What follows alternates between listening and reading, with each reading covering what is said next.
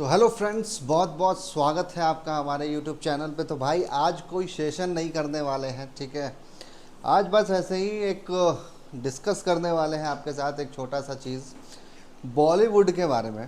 पीछे जो आप मेरे तस्वीर देख रहे हैं ये फलक नाज हैं, जो कि टेलीविज़न इंडस्ट्री की जाने मानी अभिनेत्री हैं।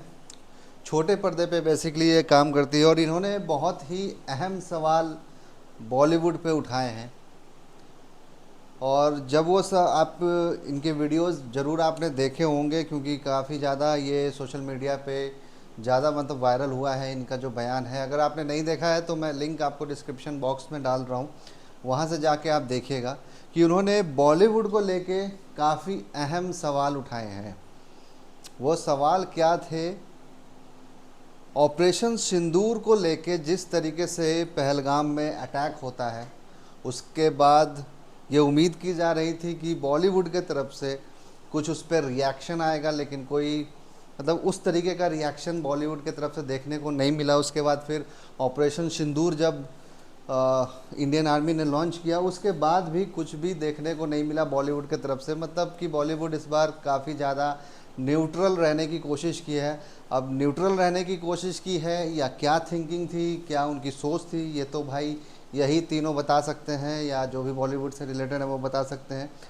इन तीनों की तस्वीर यहाँ पे आप इसलिए देख रहे हैं क्योंकि ये बॉलीवुड के बहुत बड़े स्टार माने जाते हैं, बहुत बड़े स्टार माने जाते हैं, ठीक है। और इनकी जो फ़ैन फॉलोइंग है इंडिया में काफ़ी ज़बरदस्त है, ठीक है। तो देखो भाई, इन तीनों के तरफ से भी कोई भी कमेंट, कोई भी ट्वीट, कुछ भी नहीं आया है। पहलगाम अटैक को लेके भले ही इन लोगों ने किया था, लेकिन जिस तरीके की उम्मीद थी कि लोग उम्मीद कर रहे थे कि भाई इस तरीके का ट्वीट ये लोग करेंगे, मतलब कि बेसिकली ये कहेंगे कि भाई पाकिस्तान को सबक सिखाना चाहिए, पाकिस्तान पे एक्शन होना चाहिए, धर्म पूछकर गोली मारी गई, ये नहीं होना चाहिए था, वगैरह वगैरह। ऐसा कुछ भी इन्होंने नहीं लिखा। बस इन्होंने कहा कि हम इस चीज़ को कंडेम करते हैं। अच्छा, बहुत अच्छा किया, ठीक है। लेकिन जब पाकिस्तान की बात आती है भाई, तो ये लोग को पीस नज़र आता है। मतलब इन लोगों को पीस चाहिए होता है। ये ज्ञान देने लगते हैं कि कैसे पीस आया जाता है, कैसे पीस, मतलब कि समझ रहे हो कि पीस के ज्ञान कौन देते हैं? वो भी ये लोग दे रहे हैं। ये मतलब बड़े बड़े स्टार्स जो हैं, ये लोग ज्ञान देते हैं कि भाई पाकिस्तान के साथ वॉर नहीं होना चाहिए, पीस होना चाहिए, बॉलीवुड किसी के बाप की जागीर नहीं है, बॉलीवुड में कोई भी आके काम कर सकता है। ये सलमान खान के स्टेटमेंट है। अगर आपको ध्यान हो तो सलमान खान ने उरी अटैक के बाद ये कहा था, जब भारत ने सर्जिकल स्ट्राइक की थी उसके बाद इन्होंने कहा था कि बॉलीवुड किसी के बाप की जागीर नहीं है, यहाँ पे कोई भी काम कर सकता है आके। शायद सलीम खान ने, इनके जो पिताजी हैं, उन्होंने बॉलीवुड बनवाया, तो मुझे नहीं पता। आप लोगों को अगर पता है कि इनके पिताजी ने बॉलीवुड बनवाया हो तो शायद ये ऐसा कह रहे थे। फिलहाल इस टॉपिक पे रहते हैं, तो इस टॉपिक पे ऑपरेशन सिंदूर को लेके भी इन्होंने कभी कुछ नहीं कहा, लेकिन हाँ, इनको भारत में रहने में डर लगता है, ये सारी चीज़ें इन्होंने कही है। एक फ़िल्म इन्होंने बनाई थी, ये जो बीच में है, 2003 के अंदर एक फ़िल्म आई थी मैं हूं ना, उसमें जो आतंकवादी था वो हिंदू था भाई। हालांकि बाद में जब सुनील शेट्टी से मीडिया ने ये पूछा था कि आपको उस फिल्म में विलन बनाएगा, तो हालांकि सुनील शेट्टी ने काफ़ी अच्छा जवाब दिया। उन्होंने कहा कि जो अपने देश से प्यार करता है वो आतंकवादी कैसे हो सकता है। और ये जो तीनों खान हैं, बहुत से लोग हैं इंडिया के अंदर जो इनको अपना आइडियल मानते हैं, अपना आइकॉन मानते हैं। इनको आइडियल माना जाता है भारत में। मैं दावे के साथ कह सकता हूँ कि जितने भी भारत में बड़े बड़े आईएएस ऑफिसर हैं, आईपीएस ऑफिसर्स हैं, आर्मी के जवान हो गए, आर्मी के ऑफिसर्स हैं, एयरफोर्स, नेवी, किसी भी फील्ड में आप जाइए, उनके भी फॉलोअर्स हैं, लेकिन बहुत कम तादाद में, मैं दावे के साथ कह सकता हूँ। लेकिन इनके फॉलोअर्स ज़्यादा होंगे, बहुत ज़्यादा होंगे। और ऐसे में जब लोग उम्मीद करते हैं कि भाई आप जब यूथ के आइकॉन बनने के लिए निकले हो, लोगों के आइडियल बन रहे हो, तो आपसे कोई चीज़ अगर आप मतलब आपके देश में सारी चीज़ें हो रही हैं, उस पर आप कमेंट नहीं कर रहे हो, लेकिन आप एक देशभक्ति का फिल्म बना दोगे और उसमें अपनी देशभक्ति साबित कर दोगे कि भाई हम बहुत बड़े देशभक्त हैं, तो यहाँ पे आपकी देशभक्ति कहाँ जाती है? और सिर्फ ये इन तीनों खानों की बात नहीं है भाई, यहाँ पे आप देख सकते हैं सदी के महानायक अमिताभ बच्चन। हालांकि इनके बारे में कादर खान साहब जो अब इस दुनिया में नहीं रहे। उन्होंने क्या कहा था यूट्यूब पे अवेलेबल है, जाके वहाँ पे आप देख सकते हैं। और नीचे जो आप इनको देख रहे हैं, इनका फ़ोटो मैंने इसलिए लगाया है यहाँ पे, इनके बारे में आपको मैं इसलिए बताना चाहता हूँ कि देश में कुछ भी मुद्दा होता है, कुछ भी होते हैं, उसमें ये भाई साहब नहीं दिखते हैं, आपको कहीं नहीं दिखते हैं।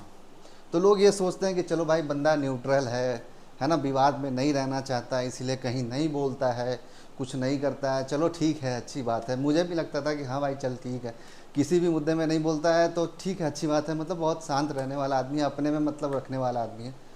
लेकिन जब इस देश के सबसे बड़े उद्योगपति के बेटे की शादी होती है, वहाँ पे ये बंदा पहुँच जाता है भाई।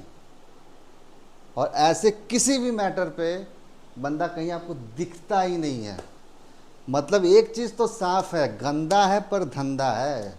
बाप ना बड़ा भैया, सबसे बड़ा रुपया। अगर पैसा है तो भैया हम भी दिखेंगे। और ये बंदा आर्मी का पार्ट है, टेरिटोरियल आर्मी का हिस्सा है ये बंदा। उसके बाद भी इधर से कोई उस तरीके का कमेंट आपने देखने को नहीं मिला होगा। वहीं अगर पाकिस्तान की बात करें, पाकिस्तान के एक्टर्स जो कि भारत में आए, भारत में कमाए, भारत में फिल्में की, उनके कमेंट्स आपने देखे होंगे बहुत सारे। हालांकि अब तो उनको बैन कर दिया गया भारत में, लेकिन जिन लोगों ने भी देखा होगा, पढ़ा होगा, वो कोई छिपा नहीं होगा भाई। मैं आपको कुछ चीज़ें दिखा देता हूँ। यहाँ पे आप देखिए, ये जो बंदे को आप देख रहे हैं, ये पाकिस्तान का है। ये बहुत बड़ा जर्नलिस्ट है वहाँ का, पाकिस्तान का। इसने नाम लिए हैं बॉलीवुड के हीरोइंस के बारे में कि ये सेक्स स्लेव बनाना चाहता है, नाम लेके बोला है। ये वीडियो शायद अब अवेलेबल नहीं होगा यूट्यूब पे, क्योंकि पाकिस्तानी चैनल्स को बैन किया गया है। इसने नाम लेके बोला है भाई, हीरोइंस के नाम लिए हैं कि इनको मैं अपनी सेक्स स्लेव बनाना चाहता हूँ, इस पॉडकास्ट के अंदर। आप इनकी मानसिकता देख सकते हैं पाकिस्तानियों की कैसी है। उसके अलावा आप इधर आइए, माहिरा खान जो शाहरुख खान की फिल्म रईस की हीरोइन थी, इसने क्या लिखा है? I am grateful that I live in a country where I am not dictated to say what I have to. I have a voice and I can use it. We speak up when there are injustice in our own land. We condemn violence wherever it happens, even when my country Pakistan is instantly blamed without any evidence। ये वहाँ पे भारत में आके भारत की फिल्में करके भारत से पैसा बना के जा रही है और भारत के खिलाफ लिख रही है। ये लिस्ट बहुत लंबी है। एक और आपको दिखाता हूँ, इसको तो आप सभी लोग जानते होंगे, इनको तो आप सभी, जब इसकी फिल्म बहुत हिट हुई थी, सनम तेरी कसम, बहुत अच्छी फिल्म आई थी इनकी। ये भी पाकिस्तानी एक्ट्रेस है। इन्होंने भी क्या लिखा है यहाँ पे देख लीजिए कि पाकिस्तान हमेशा पीस चाहता है।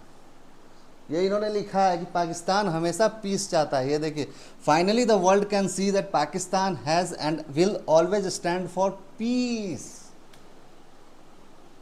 अब इसने, हालांकि अभी सनम तेरी कसम 2 की शूटिंग हो रही थी, जिसमें इसने मना कर दिया है कि अगर ये होगी, हर्षवर्धन इनका नाम है, अगर ये होगी तो मैं फिल्म नहीं करूँगा, ठीक है।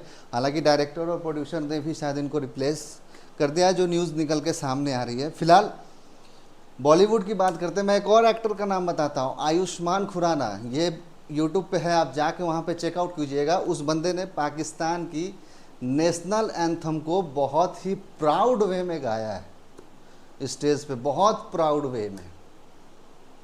भाई मेरे को अगर कुछ बोला जाए कि पाकिस्तान का नेशनल एंथम गा ले, तो मैं तो कभी नहीं गाने वाला भाई। मैं क्यों गाऊंगा यार?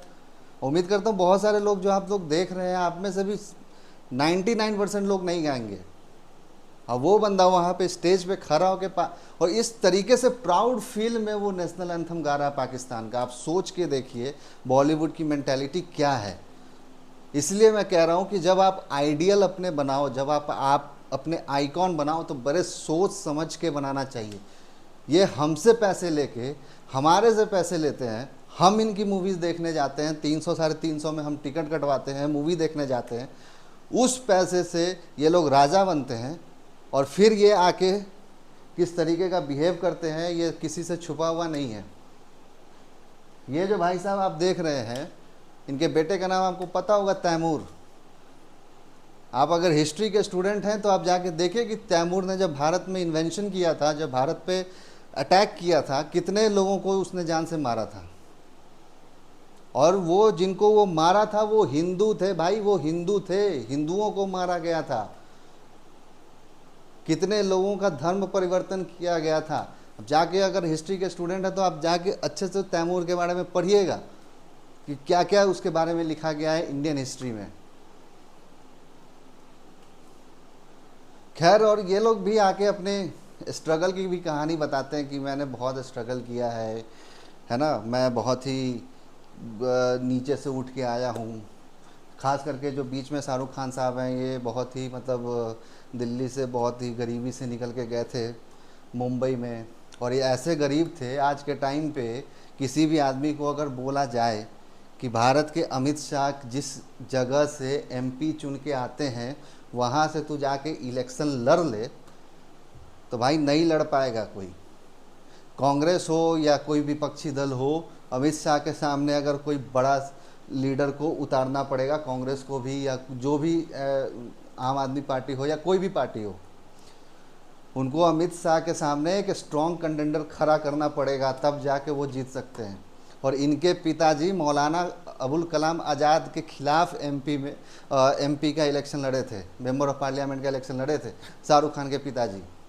इतना गरीब था ये। आप खुद सोचिए कि जो अमित शाह के मतलब अभी के टाइम पे अमित शाह के अगेंस्ट में कोई अगर जाके लड़ेगा, या निर्मला सीतारमण को उठा के देख लीजिए, या मोदी साहब वाराणसी से लड़ते हैं, कांग्रेस के बड़े लीडर वहाँ से लड़ते हैं भाई। वो जो जिस पे भरोसा होता है कांग्रेस को, या फिर दूसरी कोई भी पार्टी होगी जिस पे भरोसा होगा, जो फेस होगा उस तरीके का स्ट्रॉन्ग फेस, ऐसे ही कोई मुँह उठा के नहीं चला जाएगा कि मोदी के अगेंस्ट में चलो मैं लड़ लेता हूँ वाराणसी से। इनके पिता ने मौलाना अबुल कलाम आज़ाद के अगेंस्ट में इलेक्शन लड़ा था, तो ये बहुत गरीब था तब इलेक्शन लड़ा था इनके पिताजी। अब खुद दिमाग थोड़ा सा, जब भी आप आइडियल अपने बनाइए तो थोड़ा सा इन सब चीज़ों पे रिसर्च कीजिए कि आप किसको आइडियल बना रहे हैं अपना।